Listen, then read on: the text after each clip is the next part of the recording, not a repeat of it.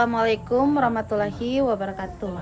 Perkenalkan, nama saya Devi Puspita Mamonto, anggota kelompok 1. Saya akan memaparkan makalah kami yang berjudul Desain Pendidikan Anak Usia Dini, Perspektif Al-Quran dan Hadis.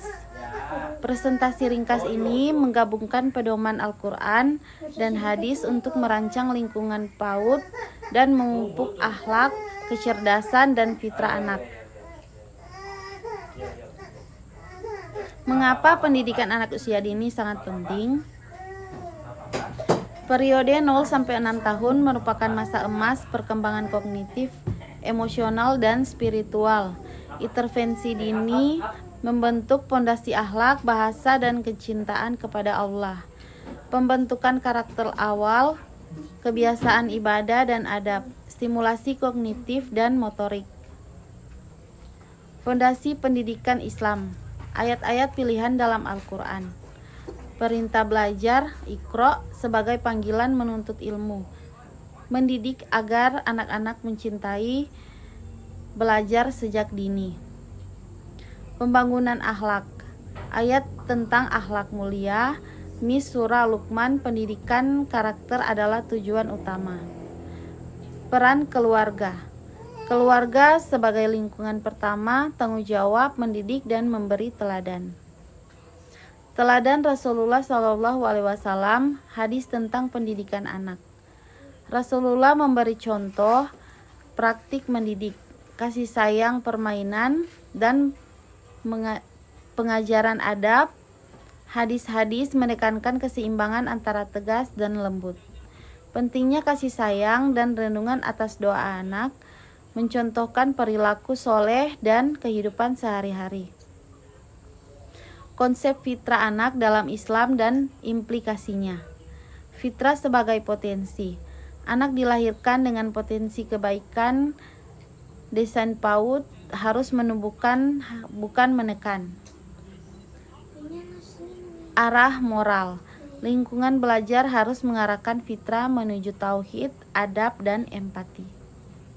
Stimulasi holistik, rangsangan kognitif, emosional, sosial, dan spiritual, integrasi.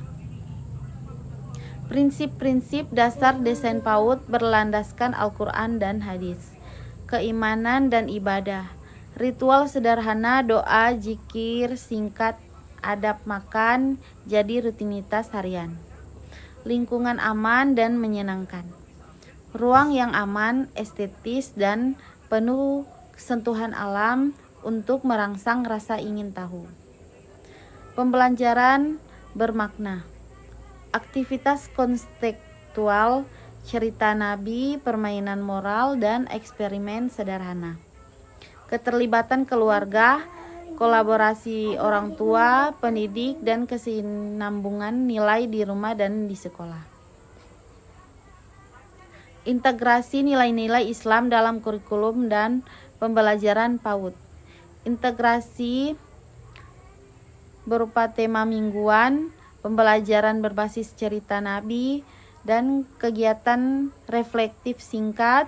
Gunakan metode bermain sambil belajar, bahasa, doa, kosakata Islami, sosial emosional, berbagi, maaf, kognitif pola, hitung dengan contoh kehidupan Nabi. Peran pendidik dan lingkungan belajar yang Islami. Pendidik sebagai teladan. Pendidik harus menginternalisasi adab, sabar, dan kompetensi pedagogis Islami. Ruang yang mendidik. Desain interior ramah anak, sudut baca Al-Quran bergambar sederhana, area permainan alami. Keterkaitan komunitas. Melibatkan tokoh agama, orang tua, dan masyarakat dalam program pembelajaran. Tantangan dan peluang dalam implementasi desain PAUD Islami. Beberapa tantangan. Keterbatasan sumber daya, pelatihan guru, dan standar kurikulum. Peluang adopsi teknologi, edukasi Islami, dukungan komunitas, dan penelitian intervensi dini. Tantangan: standarisasi kualitas guru, peluang modul digital Islami, pelatihan terpadu. Rekomendasi pilot program evaluasi berkelanjutan. Kesimpulan dan rekomendasi menuju generasi emas Islami.